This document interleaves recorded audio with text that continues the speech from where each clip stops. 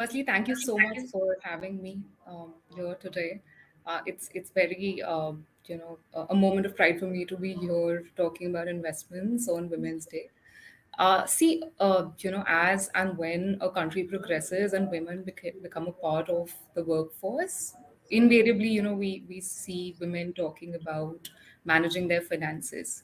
And in India, women always were dependent on their family for, financial sense of security.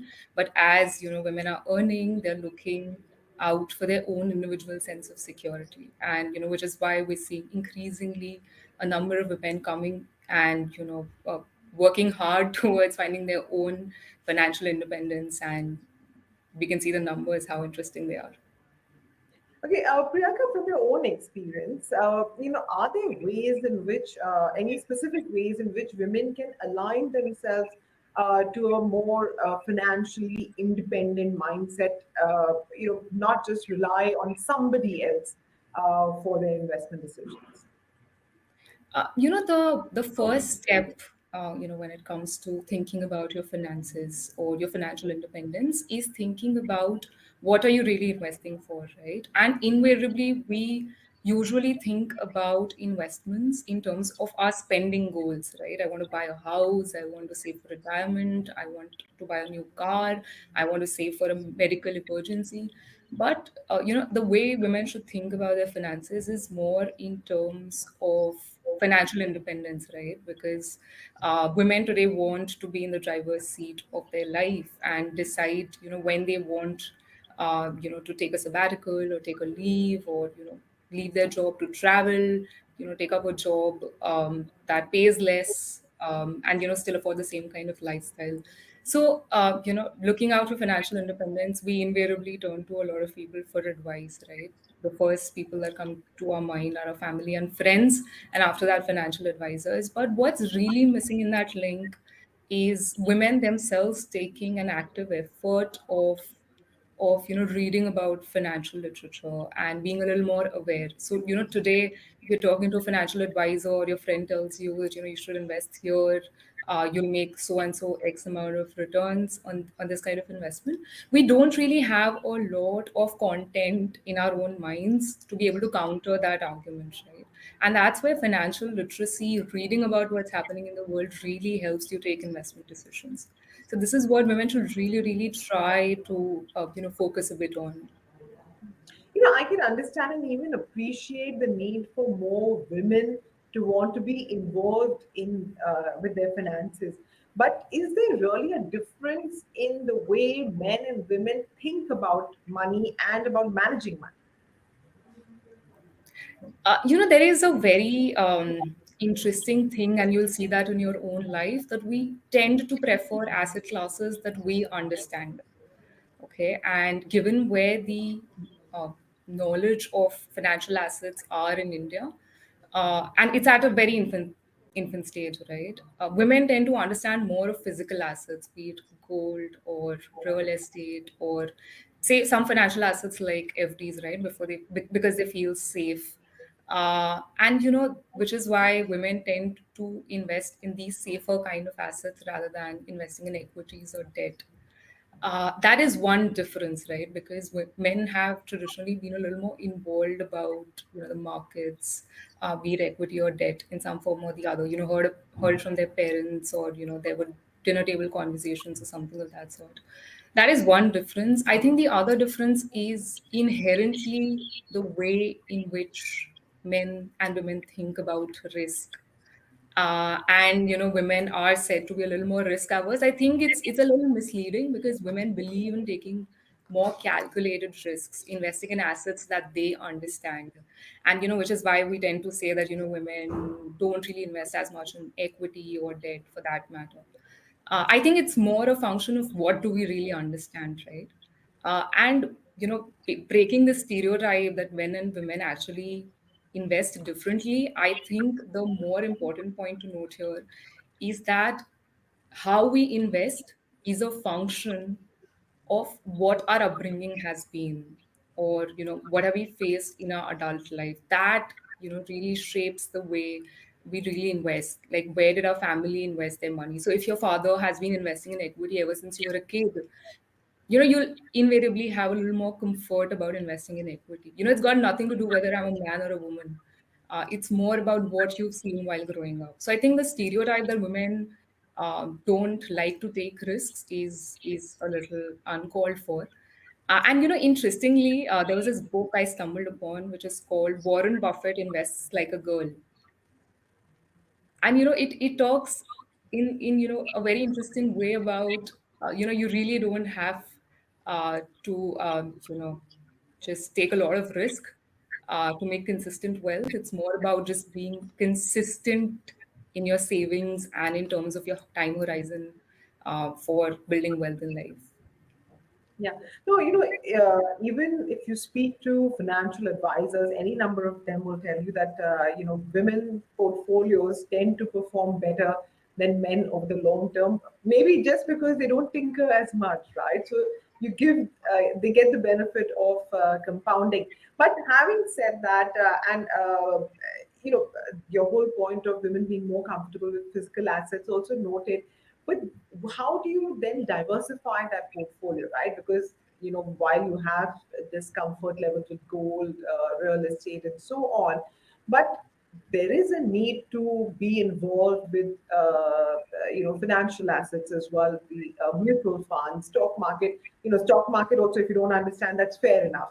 But can they really avoid mutual funds? I mean, is that not a risk in itself? I think the comfort really stems out from the fact that you really are taking an active effort in terms of understanding an asset class, right? So when you spend a little of your time in being a little more financially literate in terms of understanding asset class, you're able to diversify your portfolio a little more better. Instead of just investing in physical assets, and I think I am seeing that change, with people around me. Unfortunately,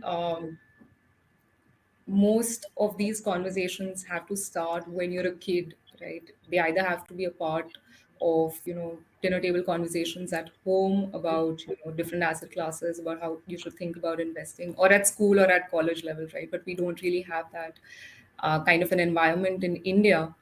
But what women can actually do to increase their financial literacy is to actually go ahead and read. I often tell my friends that there is no dearth of content. There's dearth of intent when it comes to understanding the financial markets or financial assets in general. And like my friends often ask me that where should we really start from? And if you really face that issue, you should actually go ahead and talk to financial advisors who will guide you about how to go about investing. And in terms of diversification, if your understanding is really not that great, you should look forward to invest in mutual funds who do the job of diversification for you, right? Like you could choose balanced funds or asset allocator funds. It's your job is not really to be an expert in financial investing. Your job should actually be to find the right kind of people who will help you understand where to put your money. Okay, so that is one thing that a lot of women should be taking on board, is that it's perfectly fine to seek help, and in seeking help, try and understand and not just sort of give the reins to the other person to do it for you, right? The objective is to do it together. But even in this case of say understanding a traditional investment option like say gold. Now we have what we can rival any central bank in the world in terms of the amount of physical gold that Indian households have, right? Even this, while the underlying gold is understood well, should the shift to say a gold ETF take place? Because you do understand what you're investing in. It's just the manner is different, right? Absolutely. But, like I said, it's really about the understanding that the underlying asset makes return for you, whereas physical gold is just, uh, you know, uh, just not being monetized into the financial system, right? I know a lot of people who've converted gold from their wedding, and they're monetizing that asset. In India, I think that understanding is at a very nascent stage. But as and when you are actually reading about these financial assets, your interest automatically develops, and instead of investing in physical gold, people look forward to invest in gold ETFs. So we've just started on the journey, and I'm pretty sure that this journey is going to advance much more forward in years to come. The other thing, Priyanka, with women is that, you know, one is that we may not be so actively engaged in the finances. The other is that, there are so many life stages for women's life where, sort of these decisions may take a backseat. For example, you just have a baby, right? Or, even throughout the pregnancy, it may not be possible for you to sort of have your career and, everything else going for you. So, how can a woman sort of prepare for, these kind of situations? The very obvious answer for it is to start investing early in your career. Uh, very obviously, if you are saving enough right at the start instead of, starting to save late, uh, you have half your problems solved. Essentially, what is really the question that comes to your mind when you are looking out for a sabbatical before your pregnancy, or sorry, during your pregnancy, and once you want to spend some time while your kid is growing up? It's actually the fact that, do I have enough finances in place to take this decision, right? If you have a good family support, great, right? You don't really have to go so much in depth about this question. But if you are saving early, right when you start your career, you'll have enough finances for you to have the financial freedom to take this decision. So the answer is that you have to start saving early, to be able to be financially free in life. Yeah, that's the answer to every question, right? For anything, starting early gives you a huge advantage, which will help you tide over most of the issues. I was reading a very interesting survey by one of the financial platforms, and they said that, in terms of women who are looking to self-educate, there was a higher prevalence of this intent in the non-metros as opposed to the metros. Is that something that you have noticed? And how do women in tier two, tier three cities, or how do non-working women sort of get onto this investing bandwagon? The first thing that you ask anyone about, how should I start my investing journey, they're going to bombard you with names of books that might actually intimidate you. And the answer to the question that you just asked is that you have so much content at your disposal, right? You just Google about basics of finance. You have several apps that are available at your disposal, like Grow or Zerodha, or just going out there on YouTube, searching for a few videos. There's so much content on Twitter, Instagram. And as soon as you start searching and researching about these things, the algorithm will actually throw 10 different other options at you. And it's actually about the intent of starting the journey. And then there is enough and more content at your disposal that will help you understand the entire process of investing. Uh, that said, I think there are a phenomenal number of books that have been written on how to go about managing your money. If there are two books that I could recommend, Rich Dad Poor Dad and Psychology of Money are two very simple books that you can actually start your investing journey. They will not tell you about where to invest, but they'll tell you about how to invest your money. And I think that that first step is the most important step, about conditioning your mind in a way that puts you on the right path for a long-term wealth creation journey. Yeah, the philosophy of investing rather than the products, right? Because especially if you look at portfolios which are constructed over 10, 20, 30 years, what we find is that, there are 10, 20, 30, 40, 80 different products all rolled into one. None of them, sort of complementing each other, but they're just there because we've been buying products and not really thinking of our portfolio as one cohesive being. But the other problem also, Priyanka, is that a lot of people, and it's not just specific to women. There is this confusion between saving and investing. That I'm saving does not mean I'm investing. So how do people get over this mindset? The art of saving is actually very well ingrained in our lives from a very, very young age. Our parents have grown from an era of scarcity. Somehow, the millennials and Gen Z haven't, but they've been telling us right from the start that you need to save for for a bright future. So I don't see Indians having a problem of saving. The issue is how do you really channelize those savings into investments, and that's where I think financial literacy really comes into picture, and taking advice from financial advisors, friends, family, and talking to people, asking questions about how should you go about learning the art of investing. Uh, yeah.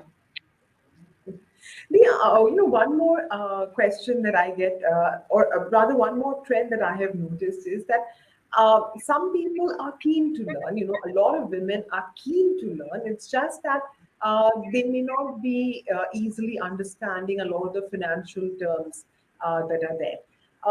Is learning about investing, or even the investing philosophy, all that difficult as it's made out to be? Not really, right? Okay, I know that the financial industry is to be blamed for bombarding us with very, very difficult financial terms. Honestly, while growing up, I have faced the same issue. But like I said, you got a term, just Google it, right? There is enough and more content, even in vernacular languages today, that will help you understand what does this term really mean. And like I said, there's a dearth of intent. The way you go about your diet and your workout, and several different things that you're learning from the internet today, if you take an active effort to learn a few more terms of financial investment, I think it's a start of a great journey, because there's no other happiness that I value in the world more than being financially independent. So if you really want that goal to be achieved at some point of time in life, you should take that active effort of actually investing time behind your financial independence.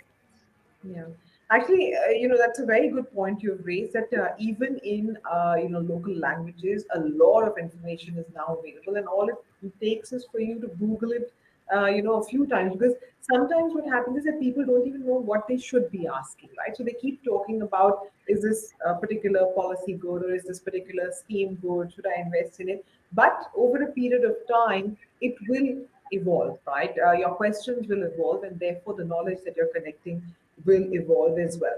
Are there any specific tools, Priyanka, for women to sort of use for their investing journey, or is an advisor perhaps the best route? See, the advisor will guide you on where to invest, but you need to have enough knowledge yourself to ask the advisor the right questions as well, you know, because they can guide you on where to invest, but you know what goals you want to achieve over a longer period of time. And it's like going to the doctor, right? Unless you are able to tell the doctor what problem you really have, the doctor will not be able to diagnose you with the right treatment. Similarly, you need to know what you want to achieve in life. If your goal is financial independence at 40, uh, your style of investing, the amount of savings you need to have is going to be very different from a person who wants to retire at 60.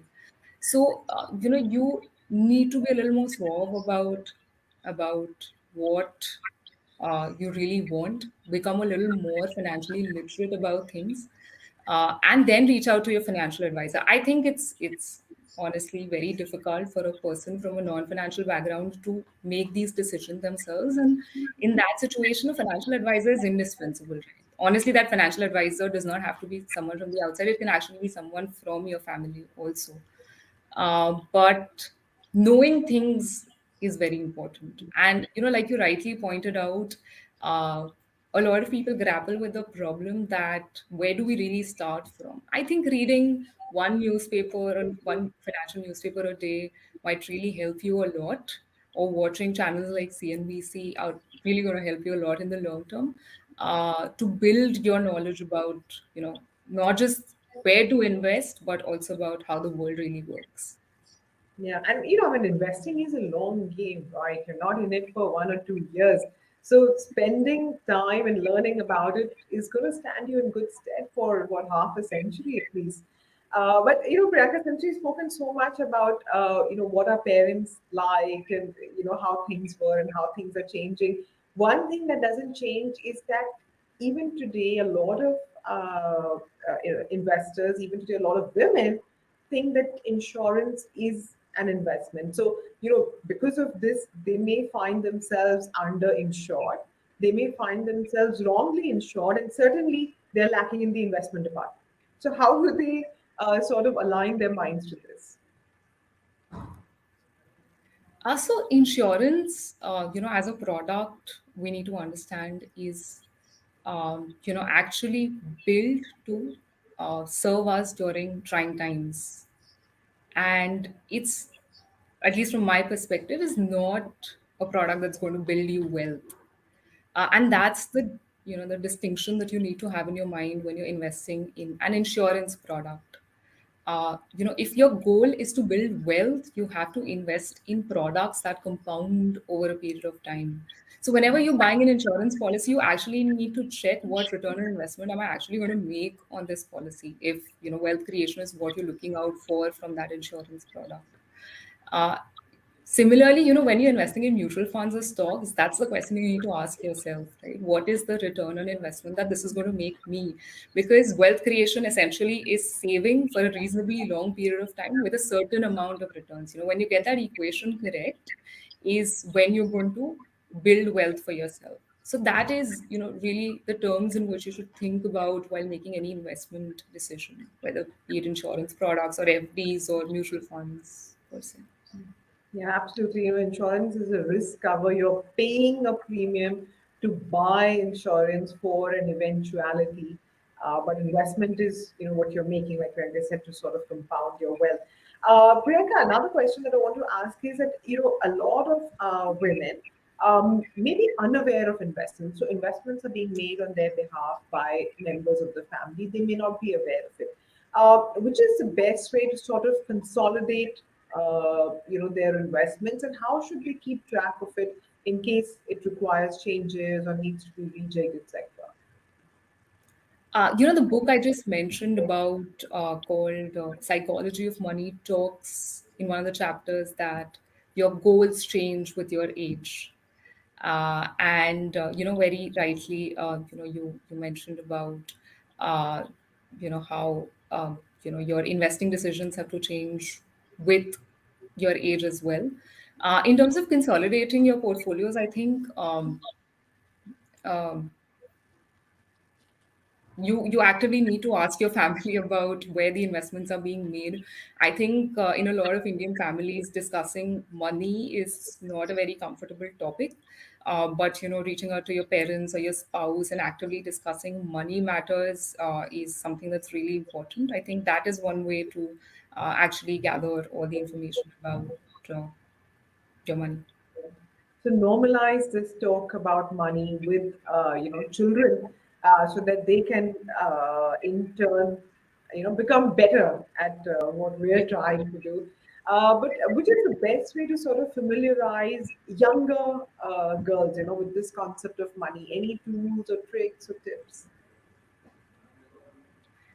I think, just like we have life skills sessions in school, having a conversation about money is very, very important. I'm pretty surprised that we don't even talk about money in college, and not just school. So I think the best way for families to familiarize not just women, even men for that matter, about money is to start involving children in financial decisions from a young age, when they really are in a position to understand about money. I think other than that, empowering them in terms of taking some little decisions of their own really helps, because in your investing journey, what you really fear is the risk of failure.